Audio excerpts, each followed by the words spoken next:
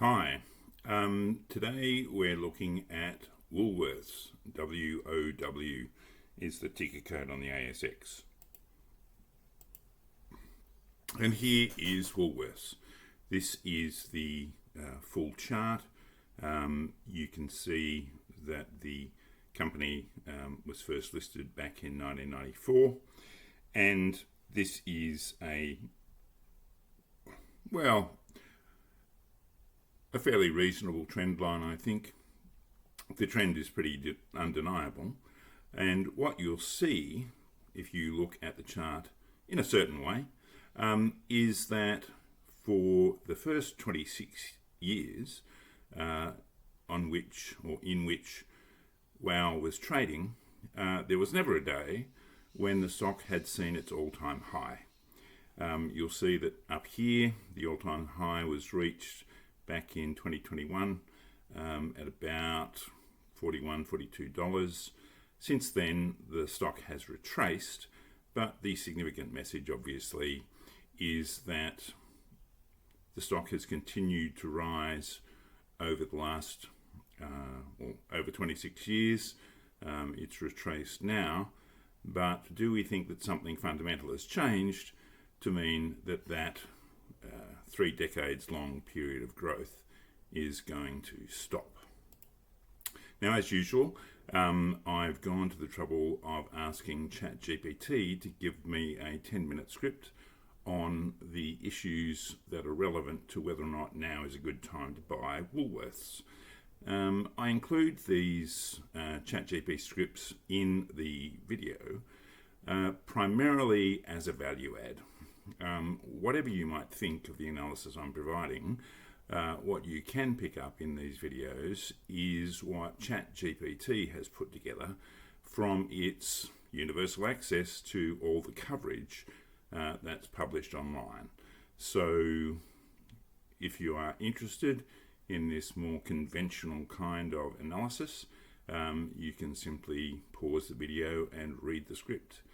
Not only does it give you the opportunity to see what the conventional analytics might say, it also gives you the opportunity to compare what ChatGPT has to say compared to me.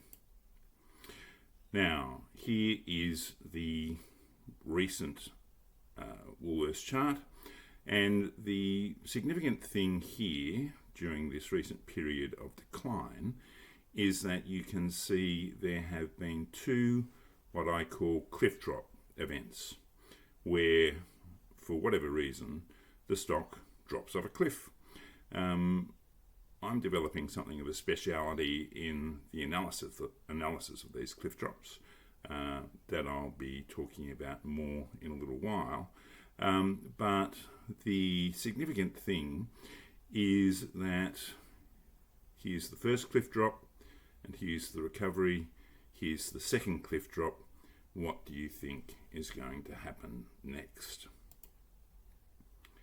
So my analysis focused on identifying buy points, points at which it is a good idea to buy ASX 300 stocks, is based on the MACD indicator. But as you'll see, what I'm working on at the moment is to strengthen the analysis available through the use of the MACD by using other indicators. As anyone who's spent any time looking into technical analysis will understand, the first rule of technical analysis is that you never act on one indicator alone. So let's have a closer look at these 2 drop points and the analysis that is available through 2 indicators, the MACD down here and a spread of simple moving averages, the 20, the 50, the 100 and the 200. Because what I am suggesting is that by using the MACD and the spread of, or the ribbon as they call it, of simple moving averages, you can identify 5 different buy points, each of which comes with a different level of risk. The first buy point is the simple MACD indicated buy point, which is when the blue signal line cuts across the MACD line in an upward direction. This would mean that you would have bought this stock after the cliff drop at about this point. The second buy point indicator is when the 20-day simple moving average is crossed by the price action line in an upward direction. The third buy point indicator is where the 50-day moving average is crossed by the price action line moving up in an upward direction. The fourth indicator is when the price action line cuts through the 100-day moving average line moving upwards.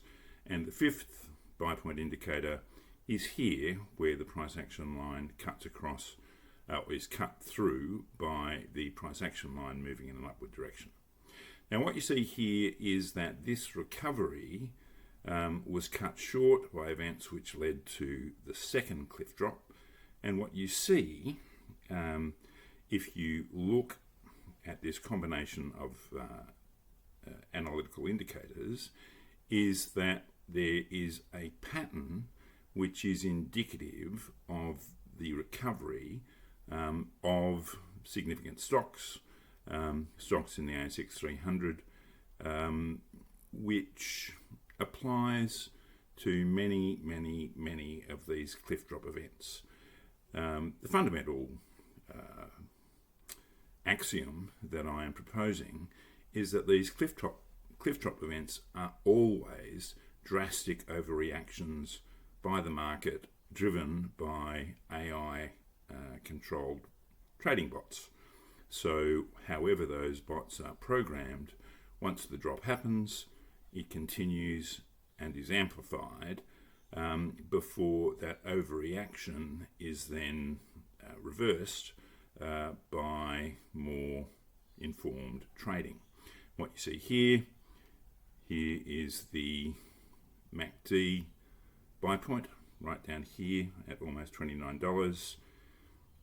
Here is the second buy point, the third buy point, the fourth buy point, and the reason that I'm recommending that even the most conservative investors might see now as a good time to buy Woolworths is because we're at the fourth buy point, and inevitably, in my suggestion, the fifth buy point is coming, and when that point comes, then the price is going to hit something like $33, more than a 10% increase since the first buy point. So what's the significance of the long-term share price growth that's been experienced by Woolworths? Here you have the simple, unadorned chart. 30 years of very consistent growth. Now, the significant thing to realise about this is that this particular event, this drastic fall in the price of the Woolworths stock, was triggered by a single event, which was the collapse of Woolworths' attempt to match Bunnings through the Masters chain of hardware stores. That collapse, the company lost about $280 million. It had a drastic effect on the share price, but consistent with 20 years of constant growth, the stock recovered, hit $42, and is now retracing. So the question is, in the context of that 30 years of constant growth, what is the relative risk of acting on any buy point indicator at around this point? Now, debt levels are relatively significant in the assessment of any stock. And the thing about Woolworths is that it currently has fairly drastic debt to equity ratio, 309.2%. So there is that factor, but what is the significance of that one factor overall? Because here, if you look at all of the fundamentals, you can see that this is a very large company. It has a relatively sound price to earnings ratio, and these fundamentals down here indicate that for the last 10 years the company has been operating profitably and effectively. What the current reality is that 2024 was a shocker for Woolworths. And for that reason, what I would suggest you do is perhaps pause the video here and have a close look at the financials, because I can't go through all of the details in the time available, but if you look at all the details contained over the 8-year period of this chart, what you'll see is that last year was a really standout bad year for Woolworths. And the question, of course, is, do you think that's likely to happen again this year? The significance of the management restructure is something I'm going to address in a moment, but the primary significance is that Woolworths has made a fairly public show of responding to a disastrous 2024. Here's the media coverage, and what I'd suggest is the most relevant and significant aspect of this announcement is the timing, coming just before the company is due to report in this first reporting season for 2025. And here is the really significant development with regard to Woolworths in the broadest context, the growth of digital sales. Here is an extract from the last annual report from Woolworths demonstrating that digital sales, the future of grocery shopping, have been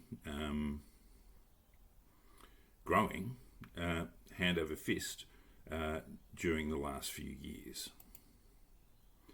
The other thing that is significant about what happened in 2024 is that, in my assessment, a great deal of the difficulty that Woolworths experienced was due to some very negative media coverage. Well deserved.